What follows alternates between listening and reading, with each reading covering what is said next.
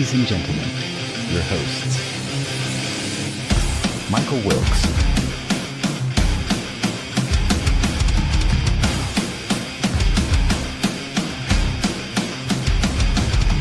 Angel Ortiz,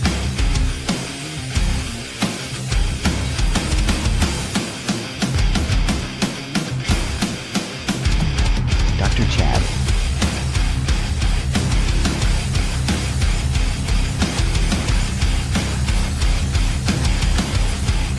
and Sam La Cavera.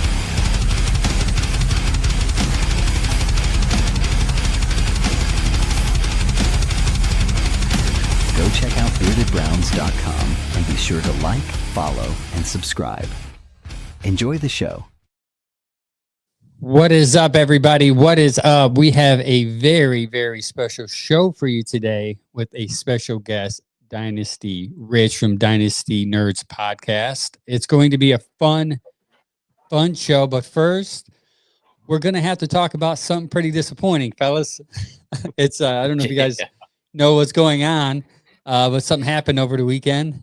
One of our stud running backs got caught up in some drama, and we'll talk about it before we bring in Dynasty Rich. Guys, Q got arrested this past weekend in Fort Lauderdale, Florida, for some incidents, some domestic violence incidents. When you guys, we're going to get into the details here in a second, but when you guys heard the news, what was your first thoughts? Sam, you go first. I actually went to bed early that night. I woke up in the morning and I was still laying in bed. I grabbed my phone. I look at it and I'm seeing this. I'm like, is this some bullshit?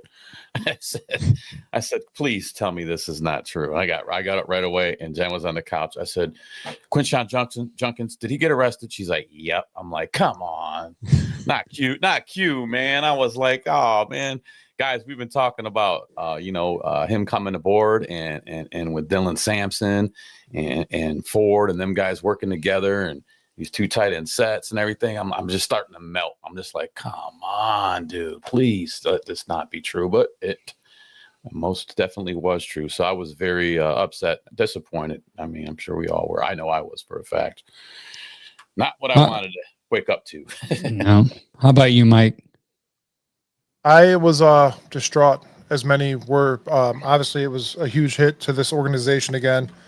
And this isn't the first time it's happened. It's not the second time it's happened, but it is the third time that it's happened in the last 4 years.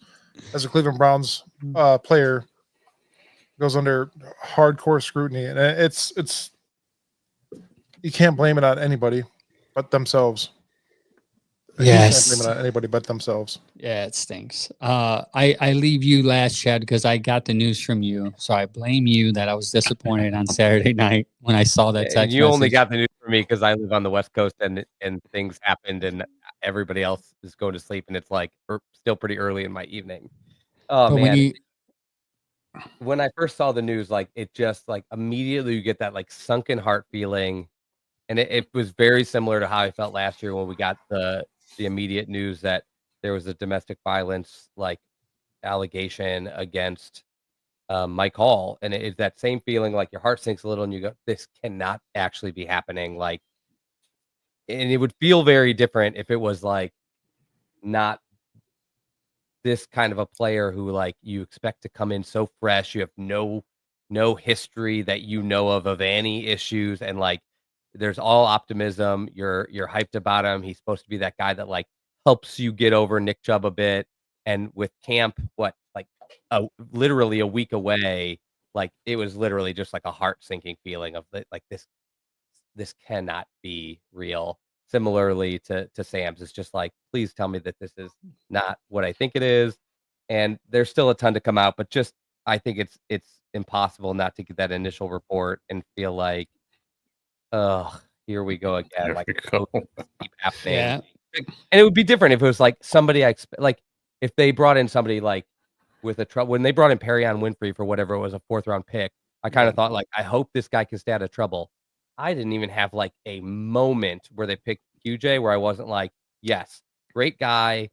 You know, we saw the interviews with his mom. We've seen him since he got brought in, and like there was just such a disappointment that it's another Buckeye, that it's like a Browns player who we've never even seen play once, and that with everything that's on the table now, even if this comes out to be like not true or the details change or something, the NFL is so likely to go and do their investigation and come out with a 6-game suspension. And so I'm just like crushed that's how we're starting.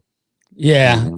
For those that really don't know the details, on July 7th, Junkins became upset after reading a text message from a family member in the rental car. After leaving the airport, Junkins allegedly punched the victim in the mouth and chin, allegedly. The victim later moved to the back seat with the vehicle where the argument continued. Junkins allegedly turned around and continued to hit her while driving in the arm and the leg. The victim showed police visible bruises on her chin, left arm, and left thigh, along with photographs taken shortly after the incident. Similar bruising was shown. The victim contacted police 5 days later on July 12th after speaking with family and friends, but did not immediately report the incident because she said she was afraid they would ruin all his hard work. Initially, she felt basically bad because of the success of his career. The victim stated that she and Junkins previously reside together as if a family between May of 2024 and December of 2024, and had rekindled an intimate romantic relationship June of 2025. So a lot more probably still going to come out of this. It's not good. I initially went live and talked to our precious followers and fans of the event. So I got a lot of people, a lot of feedback from them. At the time it was new. A lot of people was like, there's still a lot of holes in the stories. And now that these holes seem to be filling in, you're kind of like, dang, dude. It's like exactly what Chad did. Like, we had this nice tour that we were hoping to see. Now we're going to have to shelf it, and hopefully, he learns from this, gets the help that he needs, and then, we can go from there. I have a quick question for you guys. Yeah, go ahead, Mike. Do you think Nick Chubb's in the locker room like down in Houston? Way. No, Nick Chubb's better than that. Not Nick I know he's way more humble than that. I know he is, but yeah, you got to think it's. I'll bet Houston and their fans are watching that and going, yeah. Well, they've been laughing at us for years, so yeah. I'll just say like I don't want to go too deep in this topic. Everybody has killed this for a long time, but it's very easy to say that it's like three things. One, we're not going to post this as true. Like, this is up to the legal system to take care of, and we're probably not going to get all the details till that happens. But we can say two things. One, if this is true, like, be better, guys. Make better decisions. Keep your hands off women. Control your temper, and like, figure it out. Like, this cannot keep happening. It's a global problem in the NFL. It's a problem with the Browns. It's a problem with a ton of teams, and it just cannot keep happening. Make better decisions for your life, your career, and the people around you. And to follow that, like, if these reports have any legitimacy to them, the NFL is going to finish their own investigation pretty easily, and this kid's going to be suspended for 6 games. Angel was able to like locate the particular rule related to first-time offenders for both domestic violence and battery, and it is 6 games, and it's not really negotiable anymore. The standard is changed now. So if you're watching, like, I would expect that, embrace for that. Yeah. So go ahead, Mike. I was just going to say, let's move on to some positivity and bring in Dynasty Rich from the Dynasty Nerds podcast. If you guys are into Dynasty or anything football at all, honestly, this guy is where you need to be. This guy follows and does his research on every single player. He's out there and gives you great advice on your fantasy team, everything. You guys want to bring him in? Let's bring him in. Let's do it. Positivity. Let's switch that. Yeah. He's the guest. What's up, Positive Rich? How are you doing, buddy? Positive. I don't fucking Browns. I mean, we go to my X profile on the top of pinned. I do a 10-minute rant on the Browns I did like 2 months ago about the misery. And I think covers about 2/3 of what it's like to be a Browns fan. I got a lot of feedback. People were like, "Oh my gosh, I didn't even know." Because I always argue, nothing's worse than being a Browns fan. We're always in the news. It's never for the right reasons. Obviously, you guys were just talking about the most recent one. Our second round running back that we're hoping to go and replace Nick Chubb will miss 6 games, almost guaranteed to start the season. And once he puts the pen to the paper, he will be either put on a commissioner's exempt list or you bring up an interesting point there, and we'll get to that in a minute. But it's worth mentioning that he has not yet signed his contract like 30 of the 32 second rounders, and he was, like most of them, pushing for guarantees. Whoops. Tough to make that case now. Yeah, he's not getting that, man. He's not getting that at all. He can still be put on the commissioner's exempt list without even signing his contract, so it doesn't really matter.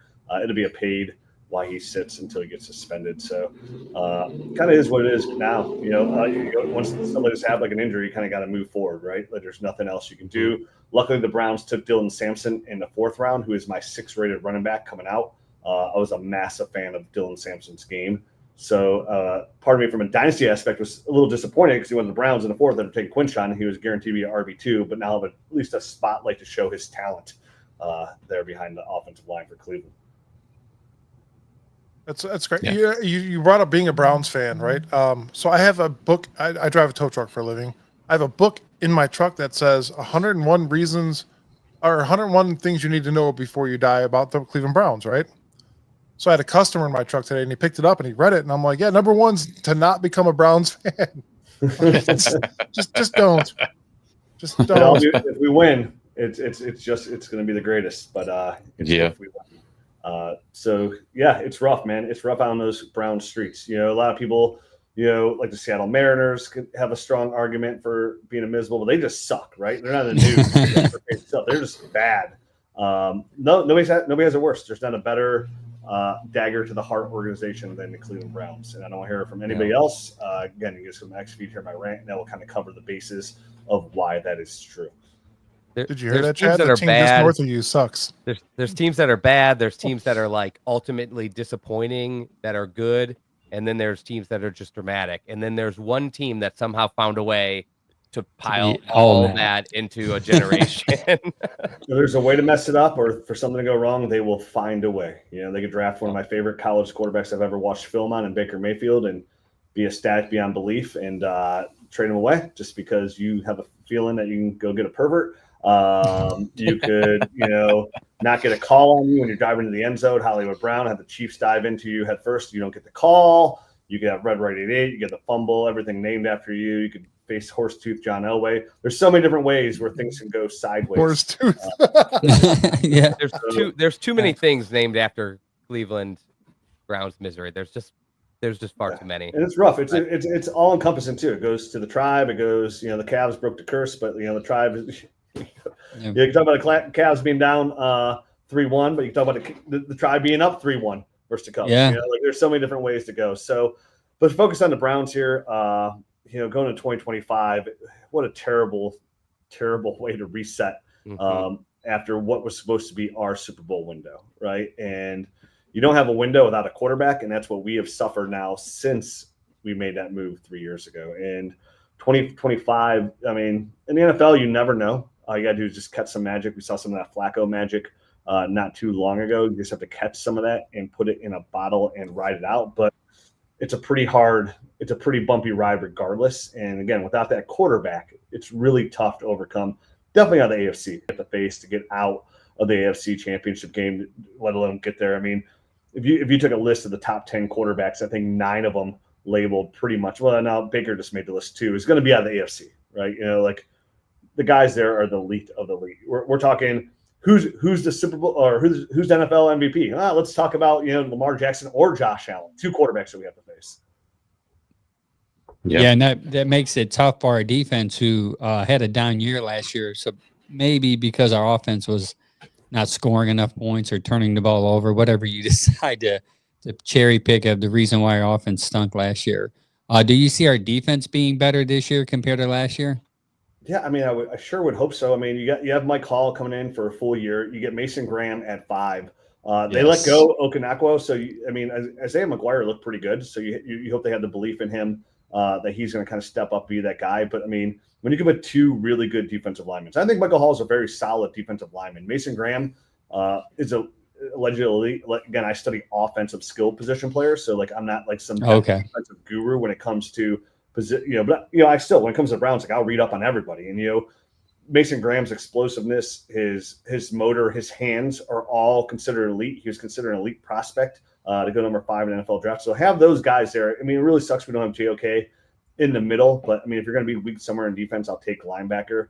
I do expect our, you got to really hope, Martin Emerson can come back and be a solid cornerback, and that obviously we have Denzel, and then you have Delpit in the back end. But if you can have a defensive line, the NFL is won in the trenches, and I'm a firm believer in that. Right? It doesn't matter how good your quarterback is. If you have an unbelievable defensive line, kind of like even the Eagles, their defensive line was fantastic last year, and you can penetrate and put pressure on the quarterback, and you have a good secondary like filled up with like Grant Delpit, Denzel Ward, and then Emerson. You can make things happen, right? Like if you put some pressure on there, and having one of the all-time greatest defensive ends still in his prime and Myles Garrett, and have those 2 really good defensive tackles, it really should be a solid defense again. I mean, we're only 2 years removed from being one of the best defenses we've seen in the last 25 years, right? Let alone not one of the best defenses in the NFL like at that time. One of the best defensives the NFL has seen, probably top 10, maybe as high as top 6 for what they did. So they're not too far removed. And I know JOK is a big leader there, and he's a missile.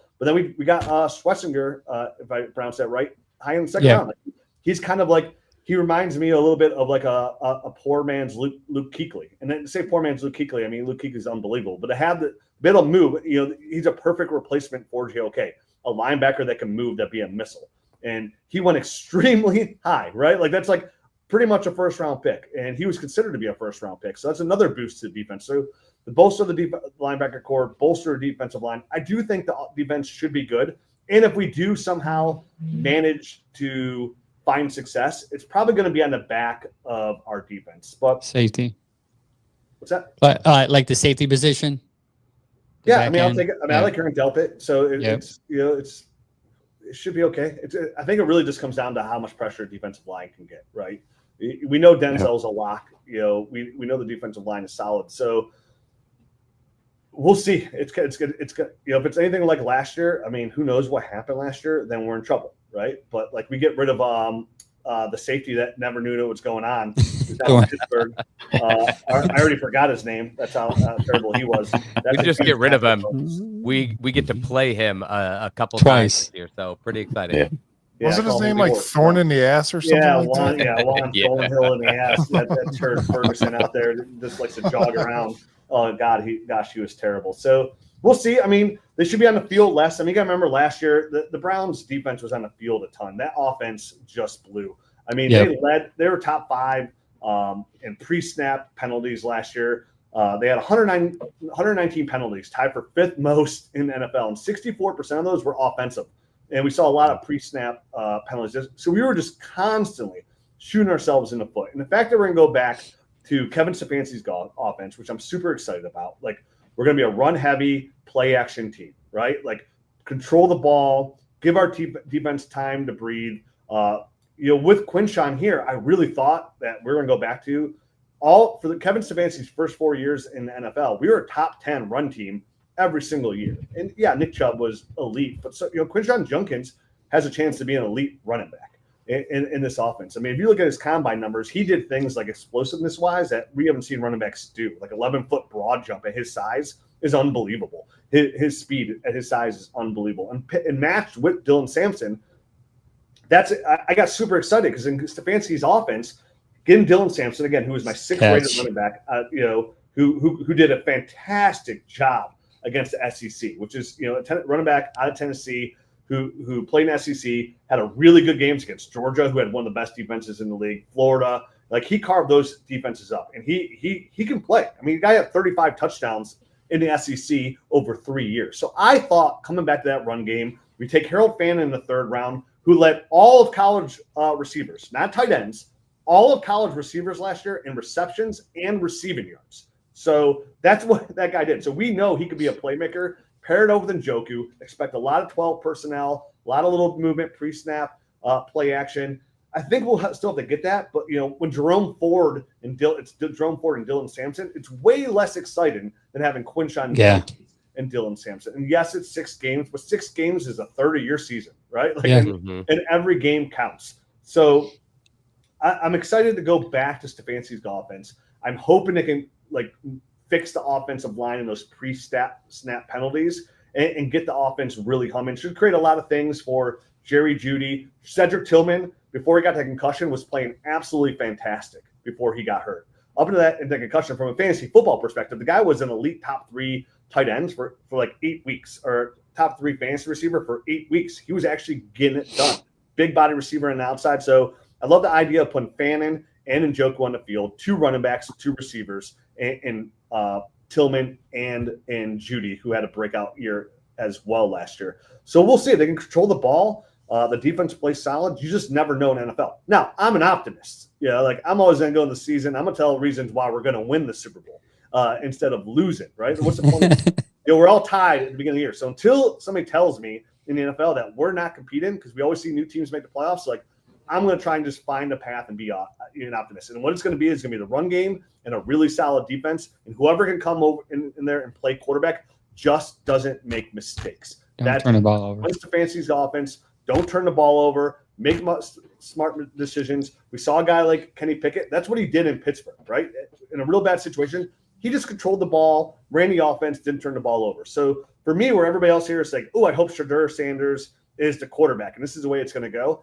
I am kind of hoping it's just Kenny Pickett. And let's go in that first round pick. Yes. Just want to see. I mean, I don't need to see anything from Joe Flacco. Again, he turns the ball over way too much. It was a sweet run. It was great, but too many turnovers.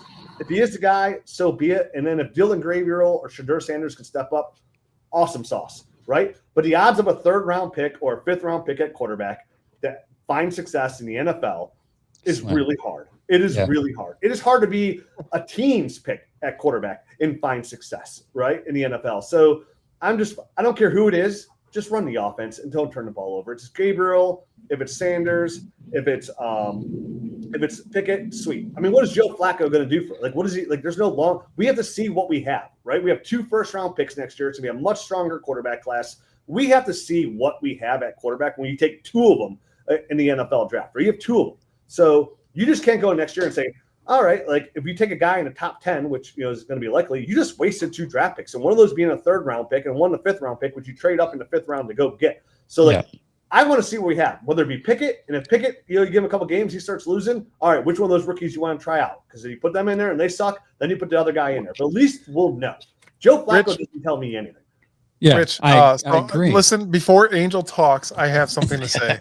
So we know Joe Flacco is more than likely going to be the starter, and I don't know if you know this or not. No, you don't know that. You say that every week. With that. We keep opening with that, but that is you open with that. Listen. I told you when they picked up Kenny Pickett, I said, don't be surprised if Pickett's your starter. I said that when it happened. You keep on entertaining Joe Flacco as the number 1 guy. But go ahead.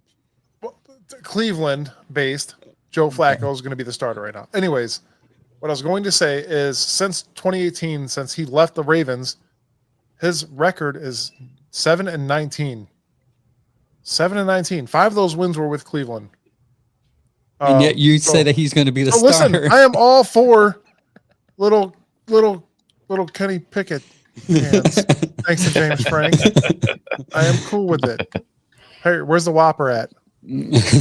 Yeah, right. Come on. No, listen. So Rich, there's a bit of a disagreement on the interceptions show on who will be the starter. Not even so much who we want to be the starter, who will. I feel like the one side of the show is pretty sure it's probably going to be Pickett to start, and then a rookie as the backup, and the other side is very sure it's going to be Flacco to start. With Sanders as backup. A different rookie. Yeah, a different rookie as the backup. So it's kind of like Angel Chad, probably Pickett, followed by Gabriel, and the other side's Flacco, followed by Sanders, I would think, for the most part. And so it's pretty funny because it does kind of represent the entire Browns fan base right now, who is just all over the map on. I'll be honest with you, Dylan Sampson is not even on anyone's list. So it's either Pickett or Sanders, or it's Flacco or Sanders. Like no one wants Gabriel even to touch your field for some reason.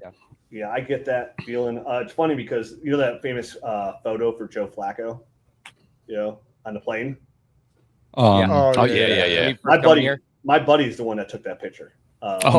He sent to our group chat. He's like, "Look who's on the plane with me coming to Cleveland. I think we're gonna sign him." And I tweeted out and he gave it to my other friend who has a Cleveland sports account. I was one of the first people to tweet out about the Flacco news because he took that picture. It was sweet. But for Flacco, I honestly, guys, I hope he doesn't even make the team. I know it sounds like terrible, but like, I really hope he doesn't even make the team. Let's go. I knew I liked this guy. I knew it. I just don't know what the point is. Because, I mean, honestly, like you mentioned his record. He's old. He's still got a good arm. He really does. But in this late, I mean, he still turns the ball over too much. Like we saw what he did versus Houston, right? Like we were higher ranked. We had an amazing defense. All he did was turn the ball over. And I think people are it's so easy to forget that regular season when like the Browns won that run, right?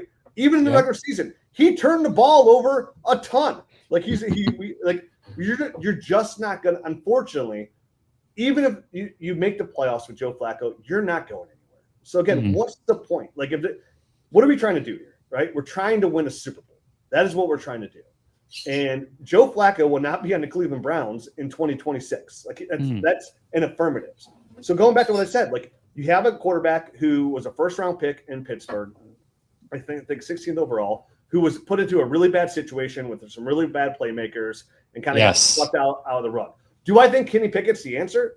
No, I don't. But I know for sure nobody knows if he is. Quarterbacks players in the NFL take time to develop. Everybody wants that. Like, what have you done for me lately? Come out as a rookie and dominate. Quarterback is one of the hardest positions in the NFL to play. And a kid coming out of Pitt needs some time to learn how to play in the NFL. So hopefully, now that he's kind of going, it was his year 3 or year 4? Year 4. This is fourth year. Fourth year. Like maybe he learned something there. Like he's coming off of Philadelphia, which he had a really good situation to actually learn from a competent offense and a head coach and system.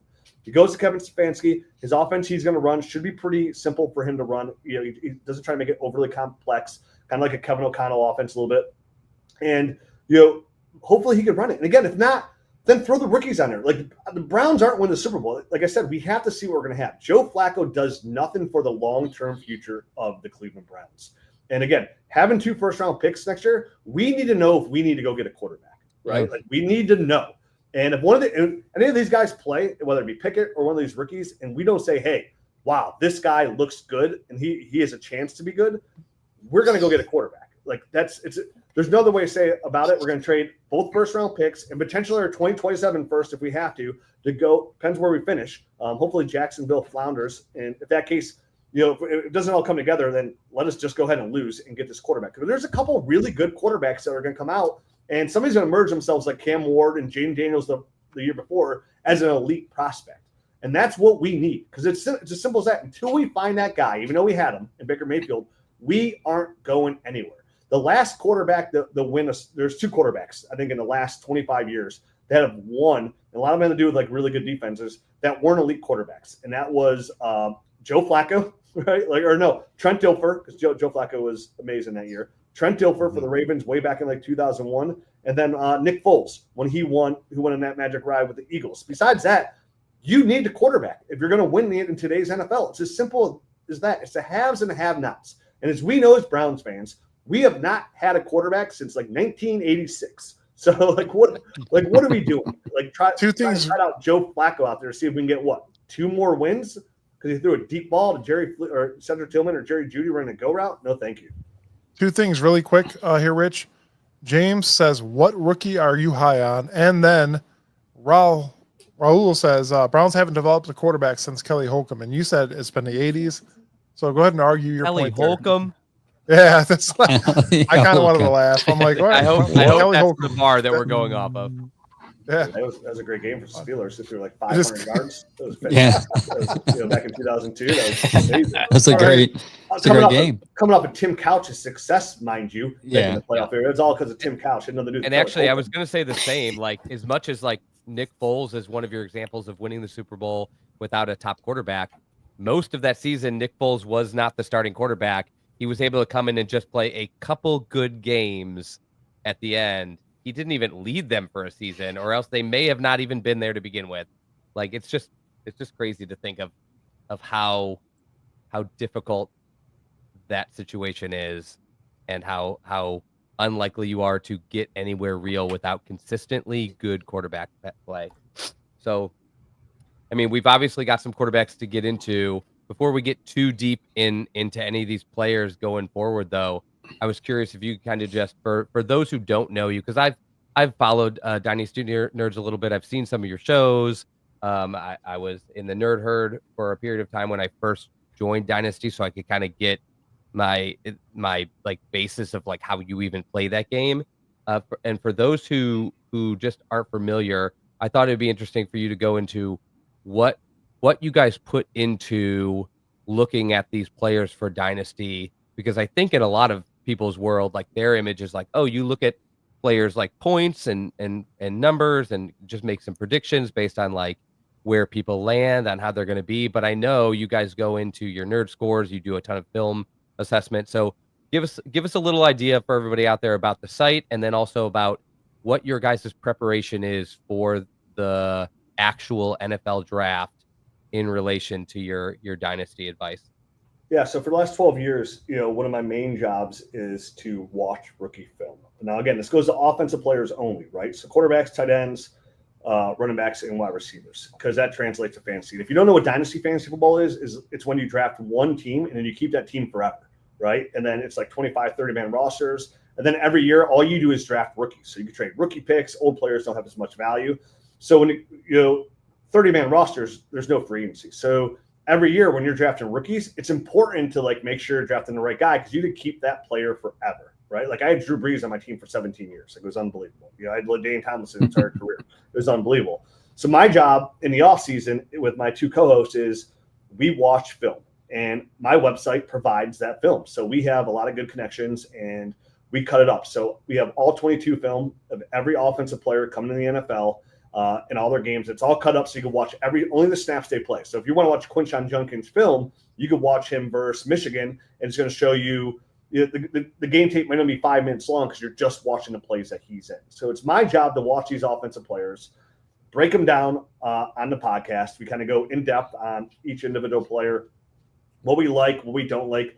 And of course, we're looking at these players from a fantasy football perspective. So you're right. Like, who do we think is going to score the most points, which is going to be the most, which again, produce the most in the NFL, and who's going to do it the longest. And over the last 12 years, we've had a lot of success. It's kind of like a big reason how I've made a name for myself in the business is doing this. And we've had a couple studies done. We have actually outproduced NFL GMs with our picks. Like, so, compared to draft capital where these players go. And again, to be fair, not all teams are drafting players that like to produce fantasy points or production. They're drafting people to fit their scheme, right? They need a guy to take the top off of defense. They're going to draft that guy.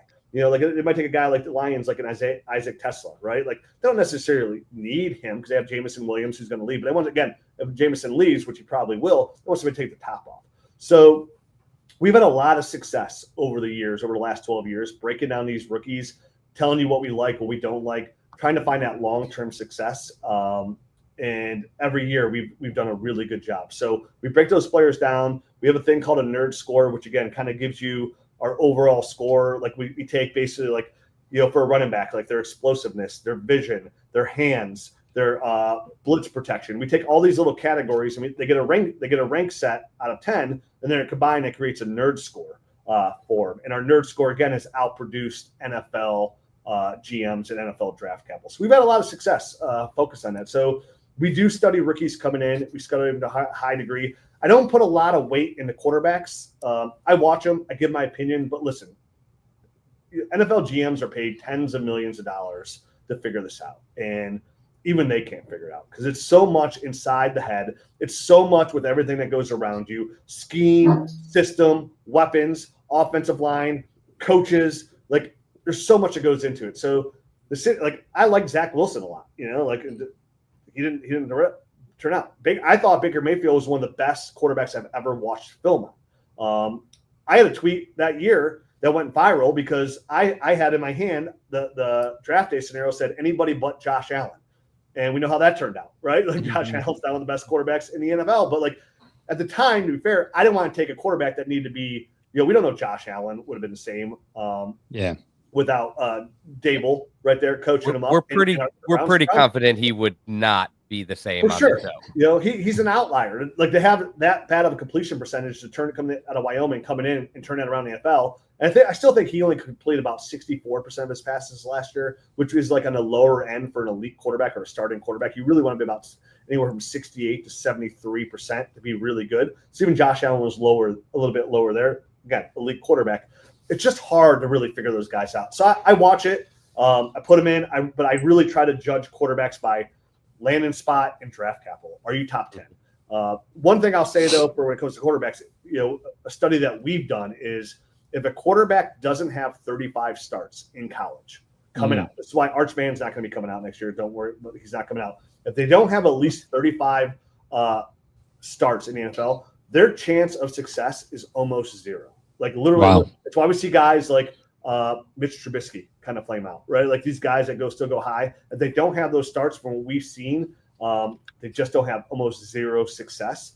We don't have to worry about that about Shadur. We don't have to worry about that for Dylan Gabriel. They both check that box. But that's one thing I kind of look for when watching quarterbacks. But everything else, it's just offensive weapons. Like these running backs, I've had a lot of success watching running backs. Like I said, Dylan Sampson was my 6th rated running back in an unbelievably deep running back class. I had him in the same tier as Cam Scatterby. Actually, I had him ranked ahead of Caleb Johnson, who went to Pittsburgh, who went higher as well. So, yeah, that's what I do. So who was your, not to interrupt you, who was your top 5 before Sampson as far as running backs? At running backs, it was Ashton Genty, the clear-cut number 1. He was unbelievable. Trevion Henderson was number 2. Amarion Hampton was number 3. Quinshon Judkins was number 4. Cam Scatterby was number 5. That's how I had them break down. All right. Nice. That's good. All right. Sorry. Go ahead. Now, I heard you said that before, and I was wondering who is his top 5. So just for me purposely. So in your personal assessment, we nabbed what, 4 and 6? Yeah. RB4, RB6. Yeah, in my overall ranking. But those are like really close. Okay. I like a lot of those guys, again, and that was from a dynasty perspective. So like Trevion got the edge over Quinshon because he catches the ball more. So obviously in fantasy football, the more catches you make at running back, you become an elite running back. So that's where Trevion kind of like fits in that bill. Trevion's probably one of the best blitz, blockers, in protection I've seen ever watching film. Like he's truly unbelievable there on 3rd round. I really thought when the Browns on the clock, I was really hoping they took Trevion Henderson over Quinshon Judkins. But I get it.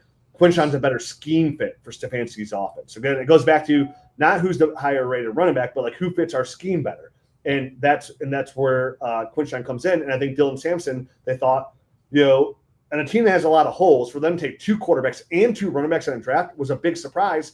But they stuck to their board and they took the best player available, which was another running back. And it's hard for me to argue after watching Dylan Sampson's tape. My nickname for Dylan Sampson was, I always said his slogan is, if there's a crease, he's the grease, because he's going to get there. He shows really good patience. He can really fill the hole. He's super explosive. Now, they brought him in, obviously, to be a pass catcher running back, and I think he could really thrive there. But we're going to see what he could do in the NFL early on, because, again, it's going to be him and Jerome Ford, and I really hope – I don't know how he cannot beat out Jerome Ford. I mean, Jerome Ford's just he's a fine running back, but he's nothing special. I think Dylan Sampson has a chance to be a legit good running back. He's a little smaller. He doesn't have the size. He's 5'8", 200 pounds. So that's working against him. He's not a 300 carry kind of guy. But all he has to do is work with Jerome and just till Quinshon gets back. And we've seen this. I mean, we've seen it in Cleveland, when they took Terrence West in the 3rd round. And then Isaiah Crowell was an undrafted free agent. And at the time, I like Crowell's tape better than Terrence West's as well. And what did it? Isaiah Crowell was the better running back. So it's always something. It doesn't necessarily just because you are the first running back doesn't mean you're going to be the best. We saw it like same thing happened in Green Bay years ago when they took Jamal Williams like in the 3rd. And then Aaron Jones won like the 5th and 6th. And I was like, dude, Aaron Jones is a much better running back than Jamal Williams. So we'll see. I still think Quinshon, when he comes back, he's gonna be absolutely fantastic in this offense. I think he's a stud. I think he has a chance to really kind of erase the Nick Chubb depression that we all suffer. I think he does. I think he has a legit chance to do that. He is a very talented running back. Obviously, his head's not on straight. But listen, when it comes to NFL, like I'm rooting for the numbers and the team name, right? Like when I have Browns season tickets, at no point did I ever cheer on number 4 by name. Every time I wanted to play done, I'd like, let's go 4. I didn't call that guy by his name, because I don't respect him. So for me, That's like just the theme I of the root show for Browns. the last like year. We've just stopped saying it. Yeah, and if Yep. you want, if you want to root for, listen, I said this on my podcast too, and I know people say, "Oh, that's kind of shitty to say, Rich," but like people forget, right? Like people move on. Whether how excited we were when Kareem Hunt came back and we rooted for him, right? Like people cheer for Joe Mixon, people cheer for Tyreek Hill. Like there's a lot of scumbags that play, and there's a ton of stuff that we don't know. But like I'm a Browns fan, and eventually I become personal fans. Like I'm a Nick Chubb fan, I'm a Baker Mayfield fan, I'm a Denzel Ward fan. Nick Chubb's my favorite Browns of all time. I'm still a Myles Garrett fan, right? Even though despite he said he wanted to get the hell out. I get it, Myles. It's rough on these streets out here. I get it. I knew you weren't going anywhere, so I was like people saying, "Oh, Myles Garrett's going to get traded." I was like, I would bet Impossible. anything in the world that Myles Garrett does not get traded. There's absolutely 0.0% chance you trade a guy like Myles Garrett. That's like saying Aaron Donald was getting traded at one point. You don't trade those kind of players. Those are legit. People throw around the word generational a ton. Myles Garrett is a legit generational player. So for me, I'm just thinking, at the running game, like we just have to get by until he comes back. And I'm going to root for the Browns. And I think Quinshawn can be a guy that can come in and make us a better team. And hopefully week 7 is where we kind of really start to flip the script there. 12 personnel, Harold Fannin, David Njoku, Dylan Sampson, and Quinshawn Junkins with those receivers. I think they could do something the Browns don't like turn the ball over. I got a quick question for you, and I'm going to give the next one to Sam. Since we're talking about running backs, to you, is this offensive line going to be an important aspect of this year coming in for the running back, whoever it may be, to you? Since you're a big offensive guy, I've been saying this for the last year, guys, that the offensive line has had issues. We know this now. I think there's a huge aspect that needs to be taken care of with the offensive line. Something needs to change. Those are the guys. We had Greg Pruitt on a show, and I asked him, I was like, hey, how important is the offensive line to you? And he said 100%. They're very important. They're the ones that create the hole. They're the ones that make your way to greatness. So with that being said, what do you think the offensive line's job is going to be this year to make this offense a huge run scheme going forward? Yeah, it's massive. Again, the NFL, the games are won in the trenches. Everybody gets excited about everything else, but if you want to be an elite team, you have a good offensive line and a defensive line. If you do not, you're going to have a real hard time finding success in the playoffs, let alone the regular season. You said you want to see things change. I don't think you have to worry about that after this year. We're going to see a lot of change this year. And the Browns' offensive line just comes down to something they couldn't do last year at all. Again, doesn't help with the penalties. It comes down to health, right? Can they stay healthy? If Jack Conklin is healthy, he's a very good right tackle. If DeJuan Jones could stay healthy, he showed that he could be a good right tackle, and he showed in spot play last year he could be a good left tackle. We know Joel Patonio could be a Pro Bowl left guard. We know Wyatt Teller could be a Pro Bowl right guard. Our centers, we've had a lot of success at center too. We extended him. So it just comes down to depth. I mean, I know they took Zinter a little higher out of Michigan just a year ago too, so we'll see. But it's kind of why I hope we find his quarterback, because I really would like to use those 2 first-round picks to bolster up our offensive line, because that's where we're going to need the most help, because all those guys are free agents besides DeJuan Jones and our center. So and they're older. And they're older. I would like to extend Wyatt Teller if we can. I think there's a really good path for there. But everybody else, like Patonio's probably going to retire. Conklin's probably going to move on or retire. Like, we'll see. I mean, or be injured. I know he likes Cleveland a lot. He just moved from his one house to his other house in Cleveland. He said he's never leaving Cleveland, so that's great. But yeah, he has to stay healthy as well. So it really just comes down then, like anybody else, health, and you just don't know. It's too hard to predict. It does suck when you get that old, because once the injuries start, they usually don't stop there. So we'll see. It is very, very, very important for this offensive line to stay healthy, because if we saw last year, it's probably going to lead into a lot of those pre-snap penalties again. We're not going to be able to run the ball. Our quarterback's not going to have enough time to make a play. Again, it all starts with the offensive line. It's why when we were when we had that good run, we had a really good offensive line. All those guys we talked about before were, you swap out Jed Wills at left tackle, but even Jed Wills was okay because everybody else was so good, and Jed Wills kind of sucked. So yeah, it's extremely important. the lines are unbelievably important because you can't do anything without a good offensive line. Your quarterback can't find success. Your running back can't find success. If your quarterback can't find success, your receivers can't find success. So it is unbelievably important to let your quarterback have time in the pocket to make a play, right? And because even then, on a normal play, you got 4 seconds at the most to make a decision. And with a bad offensive line, you got 2 seconds to make a play. And definitely when you play in the NFC, in the schedule that we have, there's some beastie defensive lines that you have to worry about. When you said that, you made Angel very, very happy. But Sam, I'm going to give you your question.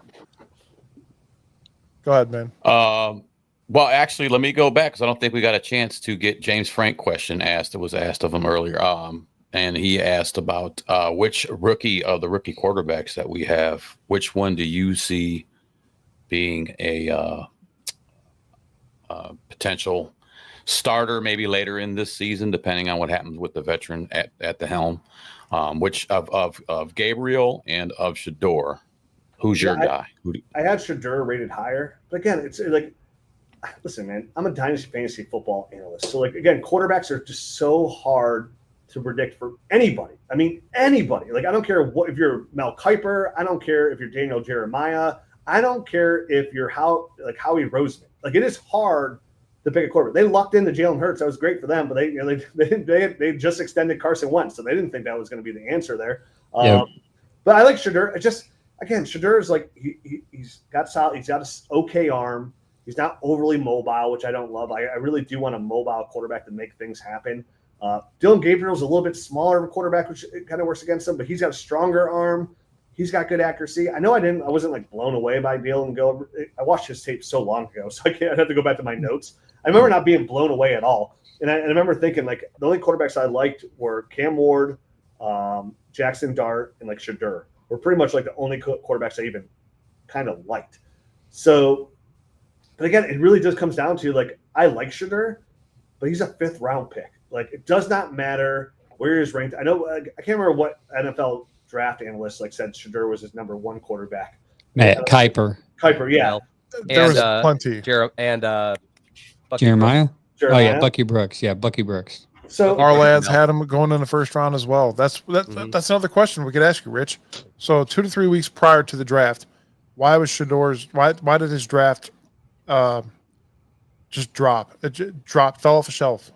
It has. I would still have to go back. I mean, if the interviews were that bad, I think we'd hear why the interviews were that bad. But you don't. I don't know. I mean, it probably just comes down to the tape. People just don't believe they can win a Super Bowl with Shador Sanders. Like they probably feel like. I'm sure some of it was like his dad and his bravado. Like I'm sure some of that has to. But like, listen, we've seen a lot of quarterbacks come in like that. Like they'll do. If you're a good quarterback, they'll look past a lot of stuff. Yes. Right? They'll look past that. So it's still, no matter what, there's a ton of teams that needed quarterback help out there in the NFL this year. And the only quarterbacks that took quarterbacks early were, again, the Tennessee Titans and the New York Giants. A lot of other people could have taken quarterbacks, and he went to the 5th round.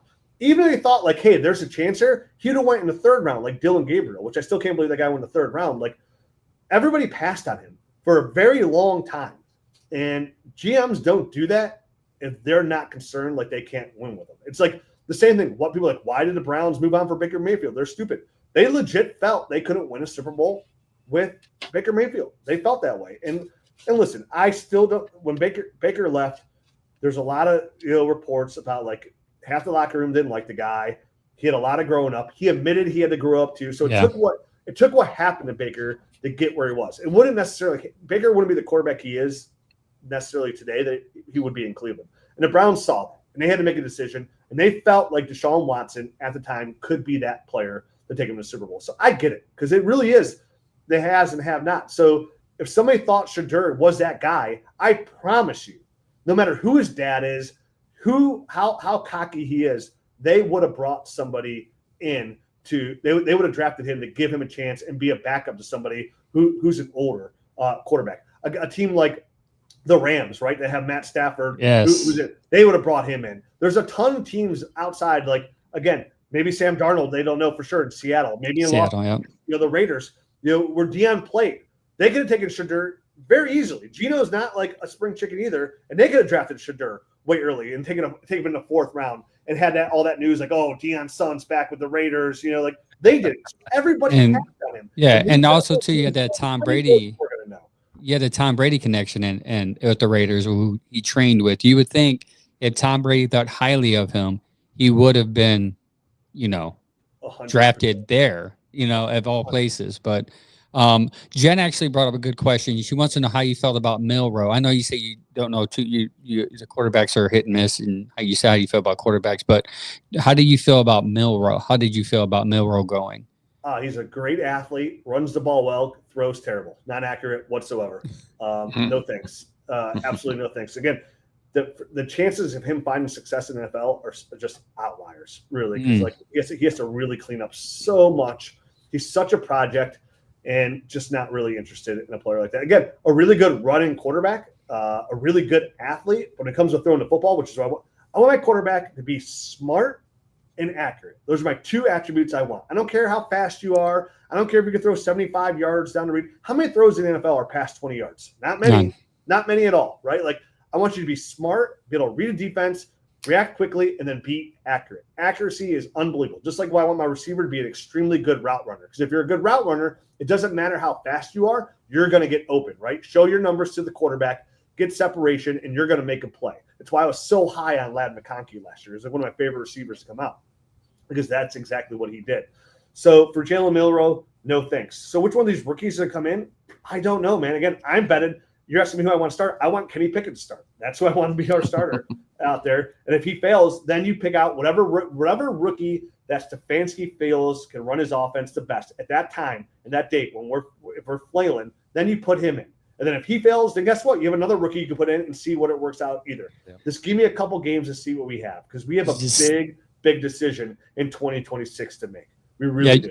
You just got to keep throwing those darts until it sticks, right? And that's when they drafted Shedeur, people are like, why are you drafting 2 quarterbacks? I'm like, we don't have anyone. We need the answer, and you just keep on hitting it. You just keep on rolling the dice until you hit it. I honestly think in the 5th round, they're like, I don't see a giant difference maker here anyway, so why not at least take someone that we had graded a bit higher? And like, it's a 5th rounder that maybe it just stood out to them as has the chance to outperform the 5th round, where most of them are special teamers who get replaced 4 years later. Like, that's just what a 5th rounder is. They moved up for him. They traded up for him too. And after that, I was like, all right, let's take Will Howard next. Give me all. Like, I'm with you.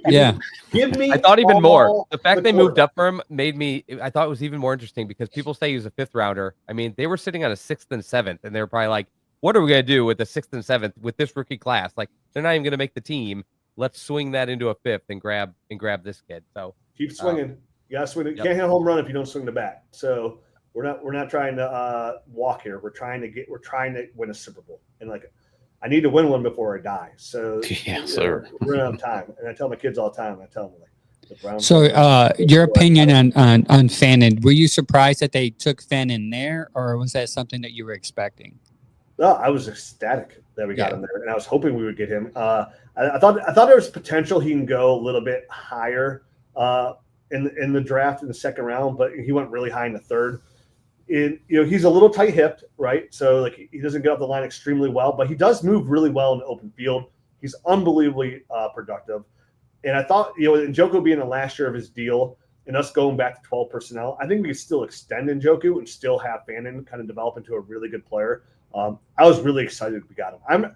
I'm excited about all the offensive players that we got. I really am. I liked all their tape. Again, at quarterback, it is what it is. I like Shadeur's tape, so it's fine.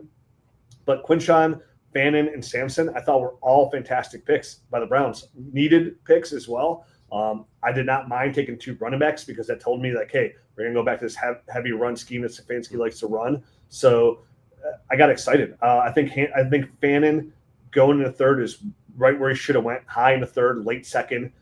Extremely productive, local kid, really good hands, sure hands, which is what we want. We don't want any more Corey Coleman's out there or anybody else out there. So we need somebody to actually catch the football, and he does that really well. Gives us 2 really good red zone threats. We're pretty big now when we get inside the red zone with Njoku, Fannin, and Cedric Tillman, and have 2 strong running backs. It kind of makes some things happen out there. So Yeah, I like Van a lot. He was in my higher graded tight ends as well. Very strong tight end class this year, and he was one of the guys that I had a little bit higher than most.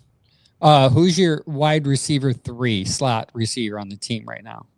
Oh, I don't like any of those guys. So like, Jamari Thrash is a track guy. When we took what's his face out of who was he? Where is he from? Who we traded in the 3rd round? Was it David Bell? Yeah, Bell. Bell. Yeah. Couldn't stand his tape. Thought he was a terrible pick. Didn't like it. Out of Purdue. That's it. Yeah, I thought he was never going to have success in the NFL. He was too slow for me. Jamari Thrash is more of like a speed guy. So I mean, honestly, none of those guys really excite me too much. I'd rather kind of like either use like Dylan Sampson there a little bit more. It's probably going to be Jamari Thrash because that's where they want to see what they have. That's who they drafted. Barry is a big who I drafted guy. Let me see what I got. So it'd probably be Jamari Thrash. The rest of those guys are no good. Well, no, I guess DeAndre Johnson could be our slot guy if he can make. That's a big could. Yeah, I mean, he can kind of work our slot if need be, and he's a really good route runner too. That guy can get open. He's kind of a knucklehead too. So if he makes a team, he'll probably be our slot guy, which I'd be totally comfortable with. If we had Tillman, Deontay Johnson, and Judy on the field with Njoku, or we're going to still run Njoku and Fanning have the single back, that's a strong. Like those are strong weapons in my eyes. Like I feel like you can win with that. Those are good. Again, I think Tillman's a very solid receiver. Judy's a very good receiver. Deontay Johnson's a really good route runner. Njoku's a top 6 tight end in the NFL for sure. And then Fanning, I think he'd be special in the running game. Yeah, I think you can win with that offense. And if our offensive line stays healthy, again, who's our quarterback moving the football? I think that can move the chains. So you disappointed Mike by not being higher on Thrash, but you briefly mentioned Tillman.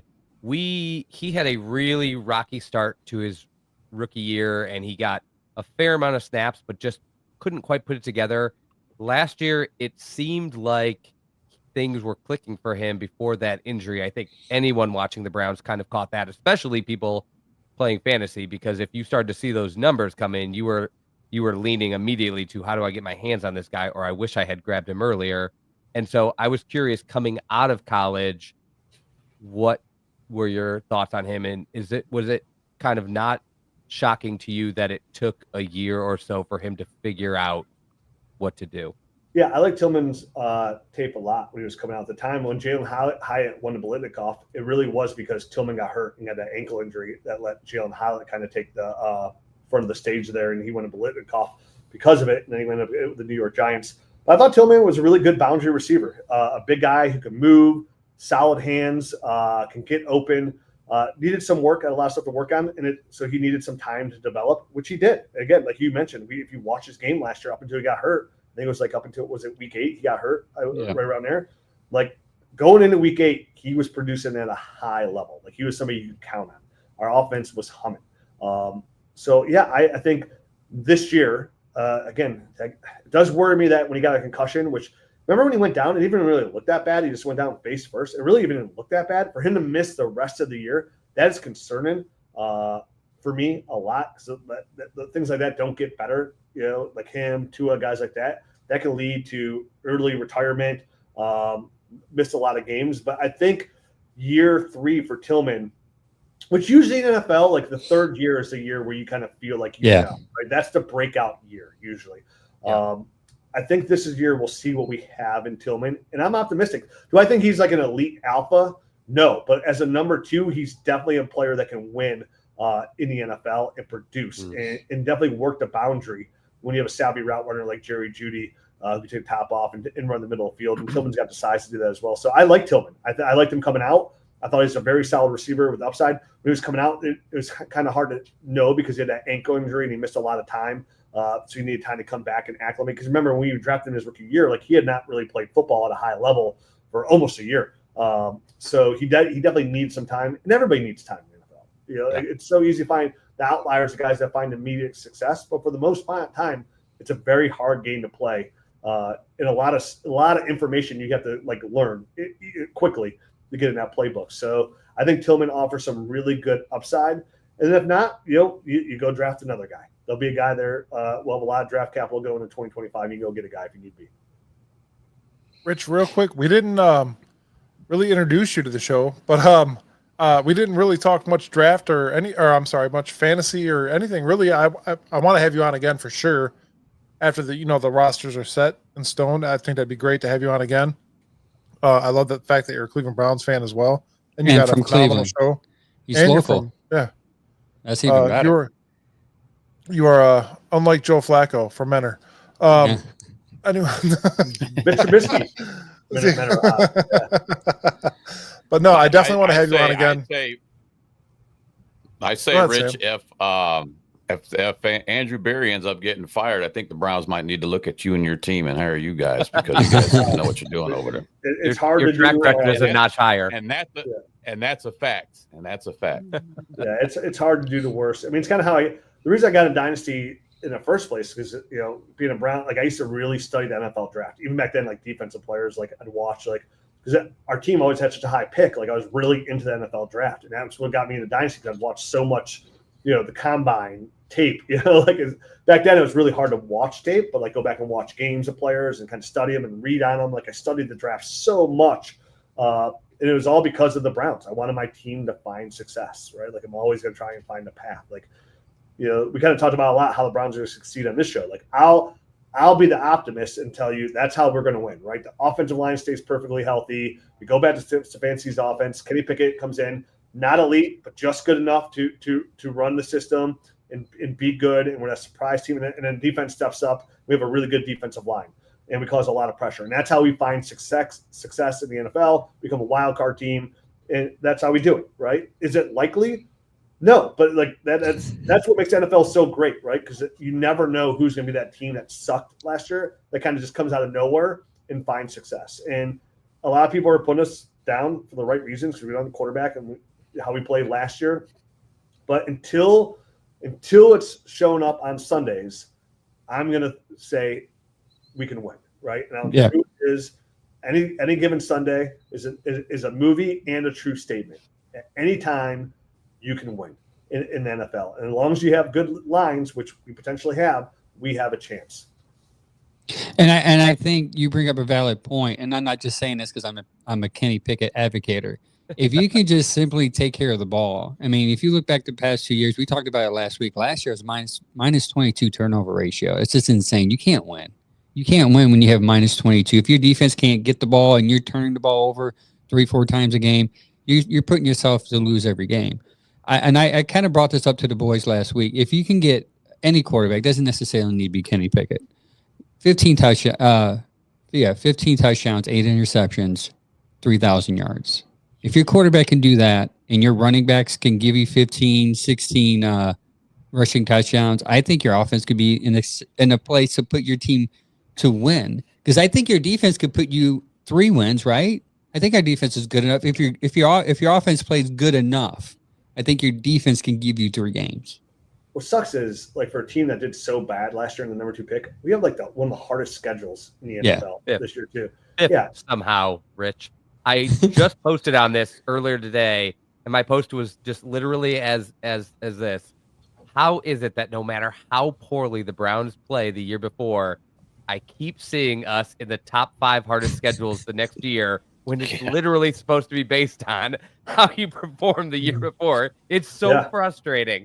I think we have the worst. I think if you look at it for just like the defenses we play, I think we have the worst. I think we have the number 1 hardest schedule. Just if you mix it up just for defenses, that's going to be rough. But again, you never know. That's why I hate like all these pre-draft rankings. You don't know. It takes one injury away. The Ravens lose Kyle Hamilton, like that blows. Like Steelers lose Cam Ward or T.J. Watt. Well, it sucks to be you guys. Or like Jalen Rams go down. So like if Henderson, Trey Henderson doesn't, still holds out in Cincinnati, like that's a huge, massive blow for them as well. So you just never know, right? You don't know what week that quarterback's going to sit. Like the NFL could be full of surprises. Where that schedule looks hard today, turns out it's not that good. We thought last year, did we not think last year going in, come up the defensive year we had a year before, that we were going to be absolutely legit? And what were we? We were terrible. We were one of the best defenses of all time. Almost all those guys came back, and we were still terrible. So, you have no idea how it's all going to play out. But it's a rough schedule. We'll see. I'm excited. I'm starting to finally get that itch, like football coming back and starting like With training camp's opening next week. We're gonna start getting some news out. Hey, you can yell at Chad. He doesn't watch preseason games. I watch really preseason games, but they don't matter. Like the first preseason game, I have to go to a big fantasy football expo every year the first week, so I don't really watch a lot of the first week. But I'll go back and watch some stuff. But you're right, I don't really care about the preseason. It's not really worth. Why are you guys like that? Why are you guys like terrible? It's terrible football. Potential. Most of the guys that play don't make the team. No, and it shows potential. These days, the guys who are the best on the team in practice, and especially joint practices, which are going to take up 2 of the 3 preseason weeks, will not play. So they're putting out there in front of you purposely the guys they think probably aren't going to make the team, because the guys who are going to make the team, they're resting. And every year I come out of it with like a bunch of Browns fans being like, did you see this guy rush for that like 45-yard touchdown? And inevitably that guy's not on the team later and everybody's mad. 100%. 100%. I used to watch it because it used to be worth. I mean, again, a clear example. Austin Watkins was a receiver I liked a lot. His tape a lot. So when the Browns signed him, I was super excited because I actually liked Austin Watkins. I thought he was really good. Then he comes out and leads all preseason with receptions and receiving yards. Doesn't even make the Browns team. Doesn't even get picked up as a starter elsewhere. Like the preseason has turned in, unfortunately, because you go back 10 years in the preseason, you're able to watch a lot. People played in the third quarter in that week 3 game. Now it really has just come like Chad said. These guys don't even make the team that are out there. They don't put anybody good. They'll get a couple snaps. It's just not even worth my time because it's like I'm not learning anything. I'm not seeing it. Yeah, it feels good to see like the Browns in a uniform, and I'll watch a little bit of it, but it really doesn't mean anything. I'm more interested in like camp news and reading about what's going on in camp, who's looking good, who's not, trying to get as much inside information as I possibly can there. What's going on in those, you're right, the team joint practices, that means a lot. It sucks because, well, okay, 2 reasons it sucks. 1, you don't get to watch really good football, and then 2, if you're a season ticket holder, you got to pay for those stupid ass games as well.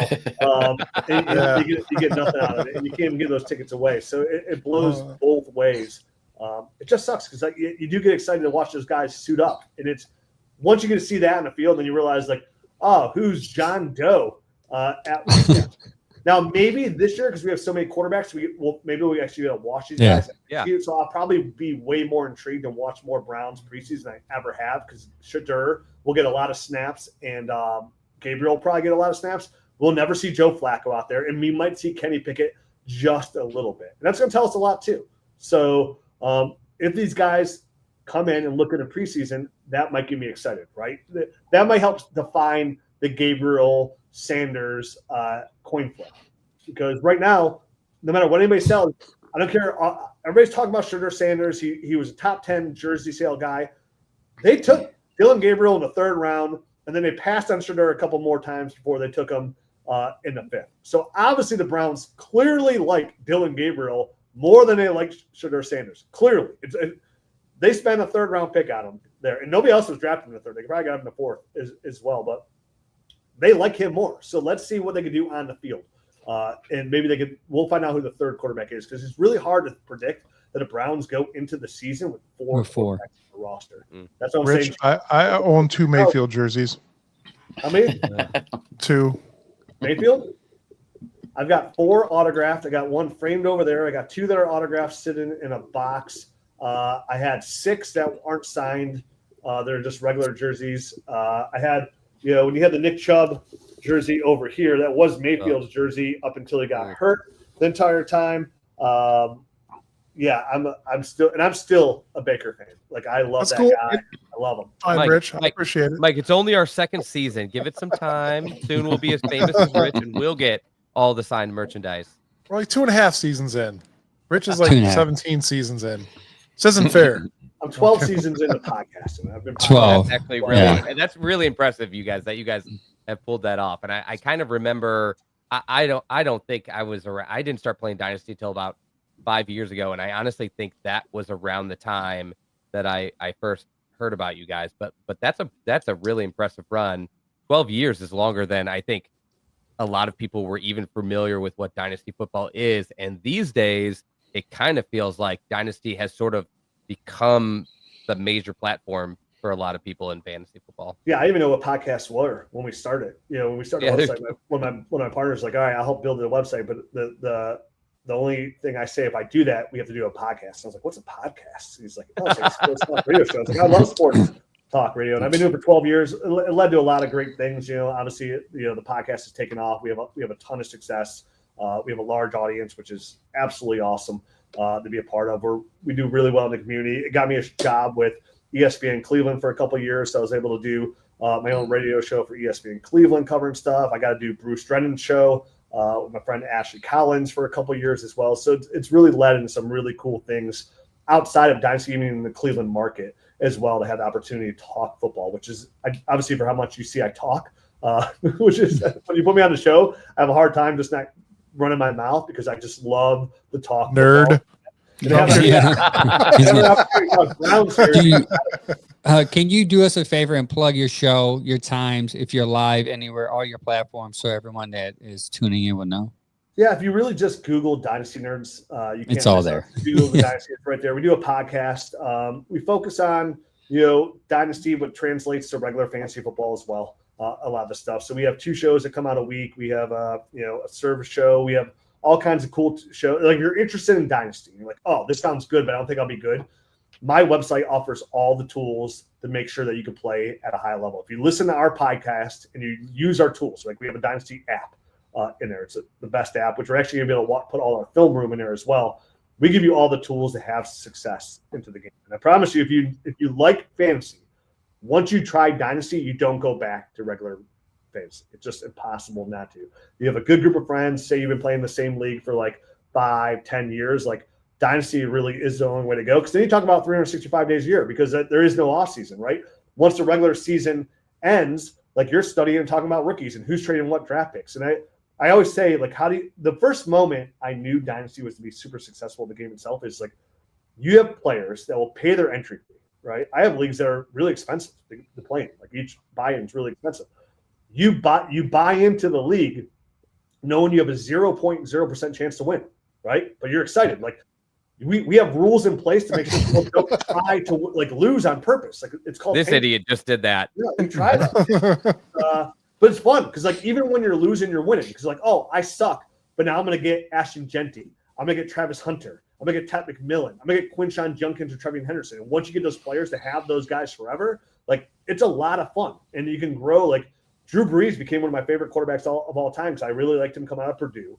I get him on my roster. I have him there forever. So like he's one of my all-time favorite NFL players. I followed his career intensely because he's in my dynasty team for 17 years, right? LaDainian, Reggie Wayne, these guys. So it's fun to be able to like watch these players and scout them and like get like you talk them up, right? So and then for those players to come in and find success, it gives you a sense of pride because one, you're right, and everybody wants to be right over wrong, but like it kind of shows that the process is right. Like I was really big on Devon H. He's had a lot of success. By the way, thank you for that. Yeah, it's fun. So yeah, anywhere you look for Dynasty Nerds, you'll find us. We have content out there. I mean, it's our job. We're a content. So that's our job is create content. We have full-time content creators. I mostly just do the podcast, and they clip me up off the YouTube videos and put me out there for clips. So that's my job is just podcasting and running the company. Rich, really quick, we have our own fantasy league that we run. It's called the Bearded Browns Fantasy League. We run it off of Yahoo. It's free. Join if you want. But I got my ass kicked last year by Sam and his wife and multiple other people on our podcast. So I'm going to be in contact with you. He's going to cheat. Sure. He's going to cheat. You're my cheat code this year. Just download the app, man. I just did. I just downloaded their app. All the info's there. Yeah, you got to put in contender mode for redraft. Remember that. Like, so we're a dynasty site. So like our rankings, like I had to host a function for the Scott Fish Bowl. It's one of the largest fantasy tournaments out there. So raise a lot of money. I host a Cleveland event every year. And we're doing it. And somebody came up to me during a draft. And they're like, Rich, come check out my draft. Because it's multiple drafts. He's like, dude, look how good it is. He's like, I'm going right off the Dynasty Nerds app. And I'm like, Sid, what are you doing? Those are dynasty rankings. This is not dynasty. He's like, oh, okay. Yeah, it's completely different. In 3 years, this team is going to be incredible. Yeah, listen, it's funny you say that. Chad will not join our fantasy league. He will not. He does not do fantasy. He does just Dynasty. I don't do it no Dynasty. more. He's got 2 Dynasty Dynasty leagues. That's all that I can handle. And like, I'm just like, I cannot turn my brain back into like, this is only for 1 year mode. I just want to. I get it, man. I wouldn't play redraft. I have 3 leagues, redraft leagues I play in, all home leagues, all like 20 years old or older. So like, I still play in a little redraft, but like, because it really does. It comes down to like, it's a little bit more. And listen, I'm friends with some of the smartest people in the business, right? Like I'm privileged enough. Like I have a buddy who's local. I think he's literally the best fantasy analyst in the world, right? Like thank you. It's still hard, right? I appreciate you, Rich. I appreciate you. And it's hard. So I like Dynasty the most. And that's why I say once you go Dynasty, it's kind of hard to go back to redraft. And there's no reason to, right? Because you're in leagues already. You're playing. You're gonna put your weekly matchups. Unfortunately, I'm in like 30 Dynasty leagues, so it's a lot. You are a nerd. You do this for a life, so I get it, but like I do too, and I've been invited to others, and I'm like, you know what? That's all I've got. It's hard. That's all I was trying for. You know what? Now we might set up a Dynasty league, Bearded Browns Dynasty League. You should. It'd be gonna be horrible. You guys would love it. Once you get going, see, I said all you have to do is listen to our podcast and use our tool. It makes it that much easier. It really does. And the first year is pretty intense, but after that, rookies. Yeah, it's not like, I'm not saying this is like, to be narcissistic, but like we're really good at what we do. Like if you like, we're not the number one Dynasty site out there. It's for no reason. You know, it's like if you're not right or you don't have success, like nobody's gonna follow, right? Like people aren't gonna listen to my podcast if I'm wrong all the time. Like it doesn't matter how many dumb jokes I tell. They're just not gonna listen. So after 12 years, we're still going strong. Our numbers are still really strong, and we're still doing well. So we're doing something right. I sincerely take to heart what you just said. We just won Cleveland Scene's best sports podcast of the year, and we do big things here. We do our homework, not as much as you do, that's for sure, because you have to analyze the whole entire league, where we just have to analyze one team. Just the Browns. But that's awesome. Congrats, boys. That's a nice. We're right more than we're wrong, and we're right more than most. We're wrong plenty, unfortunately. But listen, you just want to be right more than half the time. It's hard to be right all the time, right? And it's not just about. Don't tell my wife that. When you do a show, mine either. You can't just be knowledgeable. You also have to be entertaining, right? Yeah. Like you have to have people that want to listen. You got to let them have a good time. Nobody wants to listen to. So Joe Flacco threw for 5,300 yards. My model tells me he's going to throw for 3,500 more because of this, and this, and people are just rattling off numbers. People are like, oh, okay. Like people want to enjoy themselves. They want to basically. You should do it where like you're sitting, like it's like there's 4 of you guys. Like so, when people listen, they want to feel like they're at the bar and their buddy's garage, hanging out, talking Browns as well, right? Like it's my favorite number one comment we get, man. Like, God, I love your podcast because it just feels like I'm hanging out with a couple buddies and we're just talking Dynasty, and that's what we really try. I've actually been told that by quite a few different people that follow us and listen to us. Some are buddies, some are new people I met along the way, but they've said that. They said you guys seem like you're just hanging out in a garage, specifically one person said, and just talking football, talking shop, man. So despite Chad's extensive outlines. It's hard in these streets, man. Everybody's got a podcast these days, right? Like it's hard. Like I'm blessed. Like I've been doing it for 12 years, so I got into the game early. But like it's hard. Like so for you guys find success after 2 years, like you guys are definitely doing something right because there's so many options to go listen to. Like and if you can grab any kind of audience and then start to build on that, it's a massive success. So like for you guys to get that award, that is absolutely fantastic. It really was cool. Real quick, Rich, I definitely want to have you back on, man. When we know the 53-man roster, I want to have you on. We might be throwing a draft party here soon at JB's Tavern in Parma. If you can come, that'd be awesome. Have you on for a little bit. Or if not, we could just add you just like we are today. But I want your input more along the lines of everything that we meant to have you on the show than just Browns today. We wanted to talk more about your whole show in general, but I want to have you on to talk about. Listen, it's fine. We're here to talk Browns football. Browns football. You tune in this show to hear about the Browns, not about Dynasty fantasy football. If you want to learn about, I know, but I want to know who you would pick out of the Browns to be on a Dynasty team or a fantasy team. Yeah, Quinshon Junkins and Cherry Judy, and When you got 30-man rosters, you want everybody, right? You want as everybody. funny as it is, we've got a lot of dynasty potential guys.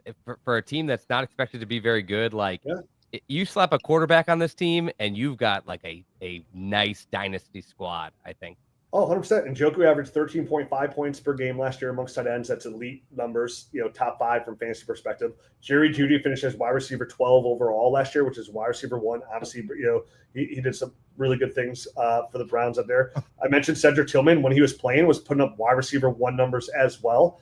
Quinshon Judkins in this scheme in the system could definitely be a running back 1 in fantasy. So, yeah, there's a lot of potential here. We're young. Even David Njoku's 28 years old. Like, that's young for a tight end. Like, we're seeing guys like Zach Ertz, Travis Kelce still out there producing at a high level. And Njoku, when you look at David Njoku and you look at his male goddess body, or whatever you want to call it, like, do you look at that guy like, oh, that guy's old, he can't move? Hell no. Like, I hope we do extend him because David Njoku's gotten better when he came out as a 20-year-old in Miami, he was about as raw as sushi, right? Like, he had a long way to go. In every single year, David Njoku has gotten better at playing tight end in the NFL. So I am super stoked to watch him play again this year. And I hope he does get extended because when you're a Browns fan, it's hard to find good players to root for consistently. You said you had the Baker jersey. Like, it's why you see so many Joe Thomas jerseys because you can't buy somebody's jersey and then find long-term success. It's so hard. And I understand that's why everybody wanted Nick Chubb back. I wanted Nick Chubb back. I completely 100% understand why they didn't bring him back as much as I wanted him to come back.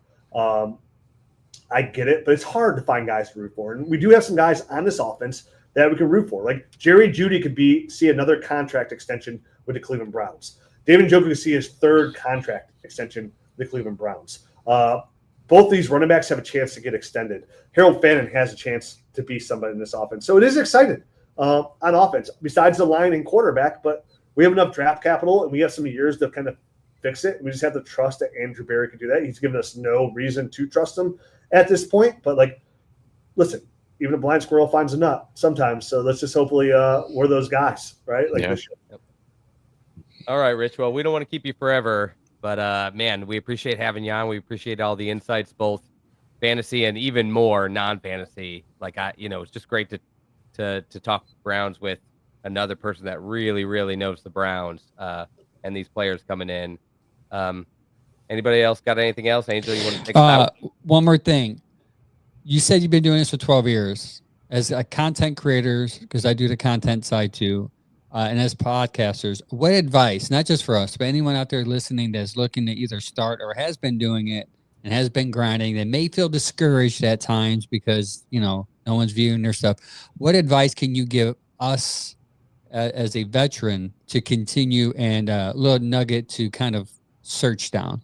Yeah, kind of. I've kind of already said it, but I get to ask. So I go to this expo every year, and I get to meet a lot of content creators. That's what it's for, content creators. This expo, big thing. And a ton of people go, "Hey, dude, good to meet you. Big fan of the show. Like, you were in the first podcast. Like, what advice do you give me?" I get asked the question a lot because a lot of people want to get into the game. And it kind of goes back to what I said before. You have to have fun. If you don't have fun, it's going to show on the show. Like, it's what you are doing for the most part is entertainment, right? You're putting out entertainment. If you can't be entertaining, then it's going to be hard to find success. It doesn't matter how smart you are and how right you are. If you can't deliver that content in an entertaining fashion, it's about putting the fun with the information. That's what you got to do. And if you have small hands, you have props. Use it. Look at what Carrot Top has done for himself, right? You got to have fun, because if you do, it's going to come across on whether it be a YouTube video, a podcast, and you got to be consistent, right? It's kind of like when people reach out to us, like, dude, can I write for you guys? I'm entertainment because I have this idea for an article. It's easy to write one article, but can you write an article every single week? Same thing. If you have a podcast and you do it every Tuesday, you have to do it every Tuesday. You have to be consistent. You got to give people a reason to listen. I've been doing the podcast for 12 years. I do 2 shows a week. I've done 2 shows a week now for over 5 years. We put a show out every single week, every year, 352 weeks a year. The only time we don't do a show is between Christmas and New Year's Eve. That is it. And we're consistent. No matter what it takes, we record a show. every single week. So be consistent, have a good time, enjoy what you're doing. Because if you're passionate enough to go out there and try and create content with doing it, that's the first step. It's just doing it. But be consistent, have fun, do it with a friend, do it with somebody you're like-minded with. Try. It's hard to do it solo. You can, but then you got to be super knowledgeable and kind of work the entertainment fashion a little bit. Yeah. And I get it. So like some people just want the information, short and sweet. That's all they want. Like just giving the information. But for the most people, when they're driving or working out or walking and doing the laundry, like they want to get the information and be entertained. So give the people what they want, right? Like I'm not the most knowledgeable fantasy guy in the world, but I can deliver a really fun show for you to listen to at the same time and be right more than I'm wrong. And that's how we maintain our audience, because people want to hear my dumb jokes and what I got to say. And, not funny all the time, but, swing and miss. Sam, I was talking to Sam earlier, and I actually told him that. I'm like, this guy's pretty funny, man. He brings light to the situation. No matter the circumstances, he brings a funny aspect to it, and it's going to be fun. I know it's going to be. Life's too short to take everything so seriously. Just have say dumb jokes. Yeah, if somebody doesn't find it funny, that's their problem. Right. Yes. Yeah, I mean, that's it. I guess we can let you go. Thank you for joining the show. Appreciate it. Thanks for the love and actually taking almost hour and a half of your time to jump on with us and share us your knowledge. So much appreciated. No, and if you guys want I put your YouTube link and your website link below. You guys can all go check them out at the link below. Just you're gonna love it. I promise. Great content. You're not gonna regret it. Just go look at it. If you're in a fantasy league or dynasty league like Chad, or just a nerd, go look at it. It's fun. I promise. I appreciate you boys having me on. We definitely do it again sometime. I talk Browns every single day. I mean, I got Brownie Elf here on my arm. Nice. That's clean. There he is. There. I can't even He's there somewhere. Yeah, we need to work on that flexibility for you. I'm not very flexible, but is that a Chief Wahoo behind your ear? No, I'm kidding. I got Chief Wahoo. I got Chief Wahoo on the shoulder. Okay. Oh, nice! Even better. I got the Guardian C and it's a work in progress. Yeah. But he's like, "What do you love the most on your forum?" I was like, "You gotta give me Brown the Elf on the forum. It's what I love the most in life, besides my kids and family." Yeah. We'll do it again, boys. I had a good time. Thanks. Appreciate it. Thank you, Rich. Appreciate you, man. Take care, Rich. Go Browns. Go Browns. Go Browns. Right on. All right, ladies and gentlemen. Well, we're going to end our show. Thank you so much to Rich, man. That was incredible. Obviously, we got a lot of Browns facts and stats out of him. But next time, I think we have him on is going to be more of the dynasty/fantasy aspect of things. So I'm looking forward to that. Is that peanut butter? We passed our threshold. Nobody else knows. Nobody else knows. But that's peanut butter.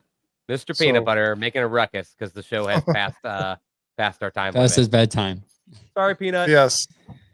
Yeah, good show, guys. Thanks everyone for viewing us. Please continue to like and follow our socials: Facebook, Instagram, Twitch. Stop being mean to me on X. Yeah, don't be mean to Chad on X. Stop. I'm done on X. Look at that. I put that right over Chad's face. Like, subscribe our YouTube channel. Yeah. Like and subscribe to our YouTube channel. Trying to get to 500. Everybody. We're at 420 right now, believe it or not. Trying to get to 80 more. We're almost there. So close. But thanks for everything. Appreciate it. Till next week.